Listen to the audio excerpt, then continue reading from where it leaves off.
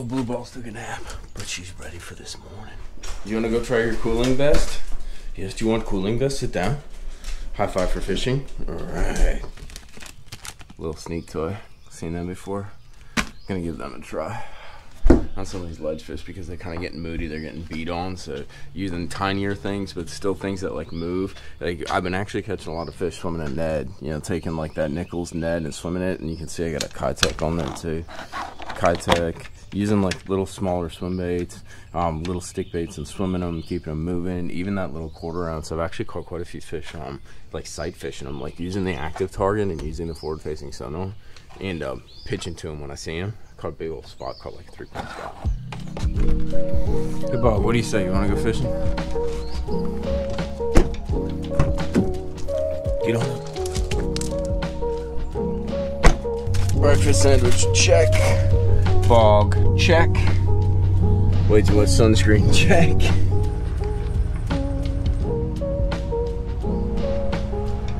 Sometimes I don't know who's more excited in the morning, me or him. Look at that joker.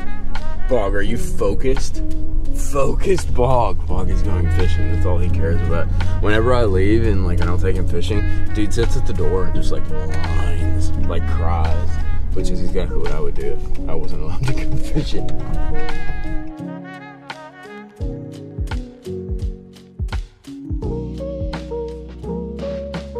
Crack days, as Sam would say.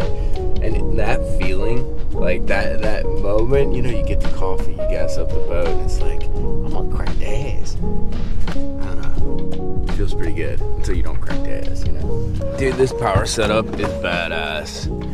5 batteries, multiple switches, whole lot of power. I don't gotta worry about my graphs killing my cranking battery. Like that is such a big headache now. If you are in electronics and you're running a bunch of graphs, you almost need to run like a 5th battery or an extra battery. Otherwise you end up killing your cranking battery, dude, and you're out there toodle dicking around and you gotta jump start yourself or find somebody to jump you.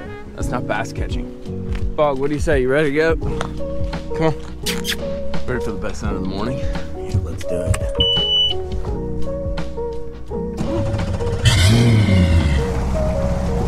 Water temp went down. First stop of the day, and it ain't a perfect spot. You know, one of the things to deal with, like when you're doing this offshore fishing, is there's a lot of guys with good electronics now. So a lot of people know about stuff. There's good mapping, even if you don't have good electronics. So all the holes, like the sneaky holes, are community holes now. So sometimes I try to find things that are a little less obvious, whether it's their secondary points or things that are kind of tucked back a little bit, but still offer those tight contours, kind of like this right here. Or I look for stuff that doesn't look so good. You know, like if you take a look, these fish aren't lined up. They're kind of scattered and suspended. When my active target turns around, let's see if we can see some. See that ball of bait right there? There's one right under it. There's a couple more. It's not perfect. Usually you're looking for fish that are like super lined up, like really just set up to bite. But sometimes you can't get on that because there are literally, I know there's like 100 fish right there and there's 5 boats sitting in a line right on it. So you gotta adapt, right? That right there is exactly what you're looking for. Mags.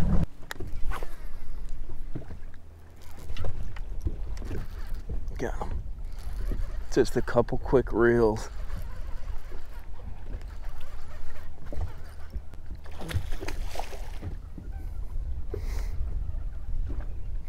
That's a little better one.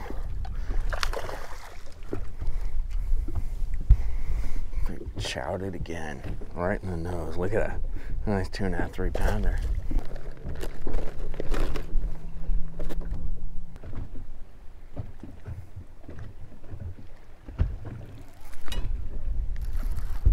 Got him. That's a good one.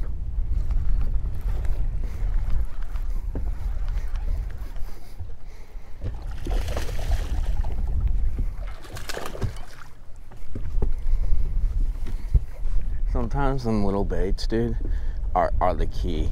It's amazing how, like, you want to catch them on big stuff, but sometimes that little stuff is just the way to go.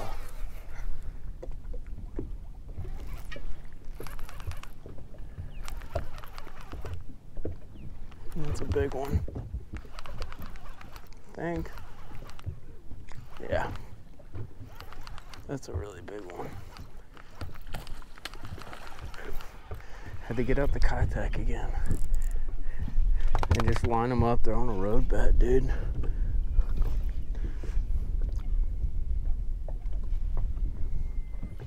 I got the line on him now, though. How did he pull off?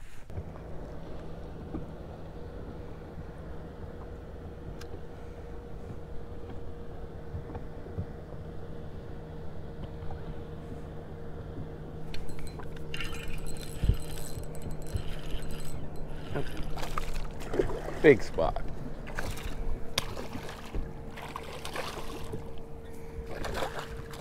Come here. Dude, look at that. That's a 3-pound spot right there. What a tub, dude. Chill. Don't like meat or bog. Look at that spot.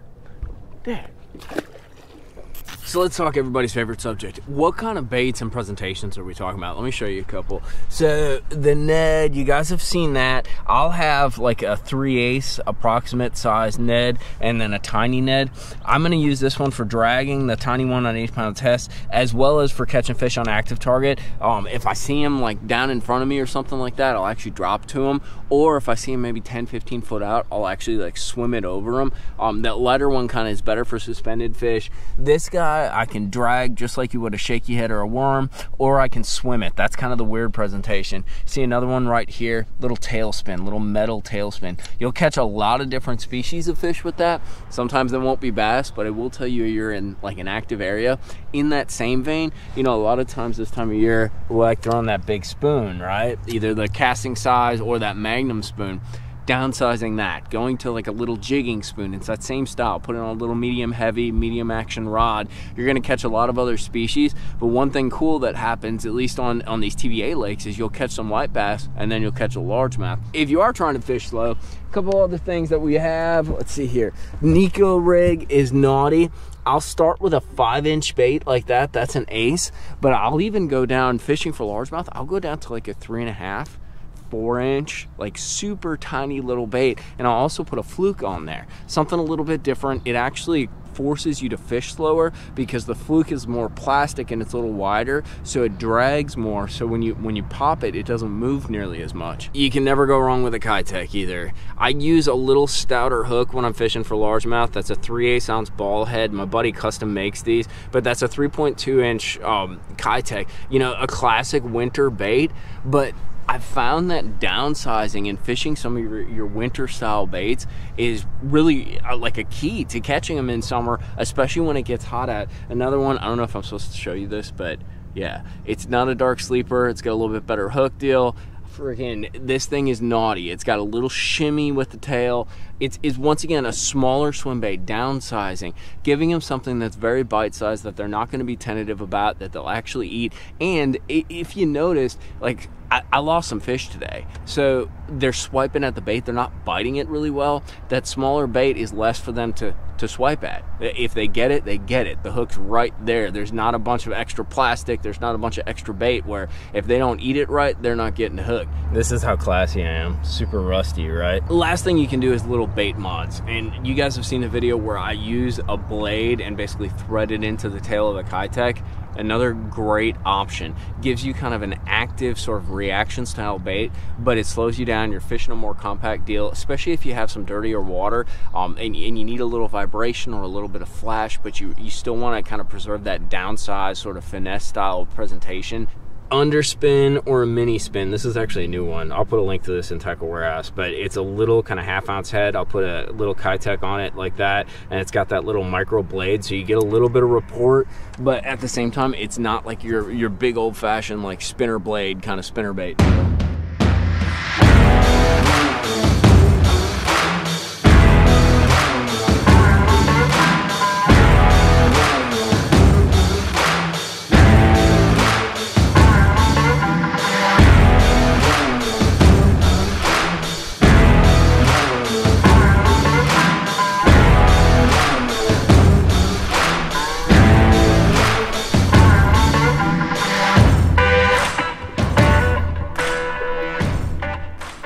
Quick reel. It's probably a spot. Don't know. Oh, big largemouth. And come off. That is a big one.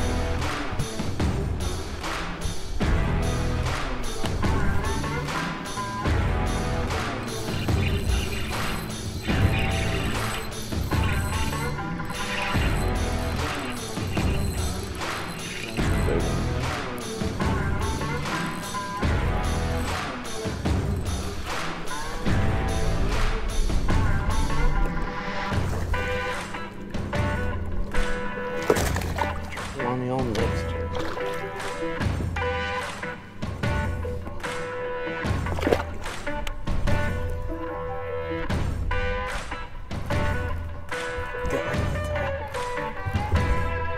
That's a big one. Got out the Keitech and I know there's spots around, but I know there's largemouth too. So I'm trying kind of downsizing. I'm on like a community school. Oh, whoa, whoa, whoa. That's a big largemouth. So you kind of want to mix it up a little bit, and you know, it's not always the case that the big baits catch big fish. I like to do that when possible, but sometimes gotta downsize.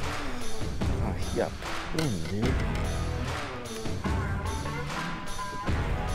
How about that? Back you go. Bog, are you warm? Hey, you. I'm talking to you. Hey, you wanna go on a truck ride? Oh, such a truck ride. Truck ride beagle. I think you're a beagle. Are you a beagle? You are a beagle. Okay, you wanna say bye to everybody? Say bye. Bye-bye. That is a wrap, my homies. I hope you guys enjoyed this video. Try some of those different finesse / reimagining sort of the baits you already have on deck techniques. You'll catch some bass, swim that Ned. That's one of the naughtiest ones I got, dude. There's a lot of different little finesse kind of tweaks you can do, but swimming that Ned, absolutely naughty when those summer fish get finicky. Make sure to hit that like and subscribe button. I appreciate your support. We will see you next time back out on the water, the beautiful water, or from the garage, talking baits and fishing, tight lines.